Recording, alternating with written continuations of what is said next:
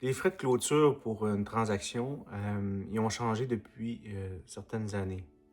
La première chose, le plus grand frais que vous allez à payer, ça va être les frais de courtage immobilier parce que, bon, les courtiers, c'est pas les moins chers qui existent.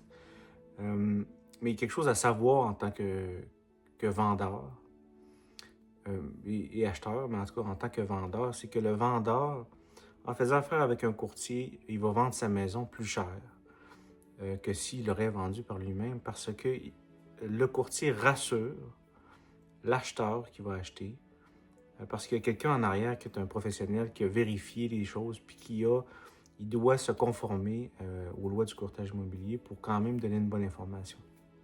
Donc, ça va se traduire, en fait, l'incertitude, comme on voit, l'incertitude financière ces temps-ci dans les marchés boursiers.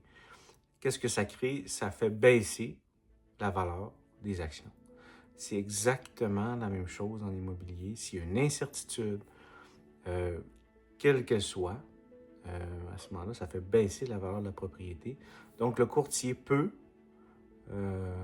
ajouter de la valeur à la propriété en donnant de la confiance, en s'assurant que tout est clair pour l'acheteur. Donc, fait que ça, c'est le premier point. Mais le plus gros frais que vous allez payer, ça va être le courtier immobilier. La deuxième chose qui est un peu plus ambiguë, c'est le certificat de localisation. Puis depuis quelques années, on n'accepte plus les anciens certificats de plus de 10 ans.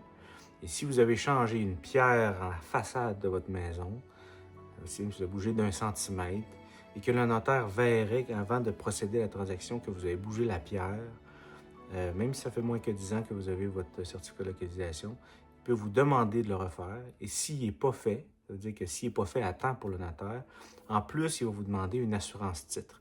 Donc, on parle d'environ 1 500 $ à 2 000 $ pour un certificat de localisation, plus une assurance titre qui coûte autour de 700 à 1 000 $ pour protéger l'acheteur. Donc, assurez-vous, quand vous avez fait votre certificat de localisation, de ne toucher plus à votre terrain avant de vendre votre maison. Sinon, il va falloir possiblement refaire le certificat.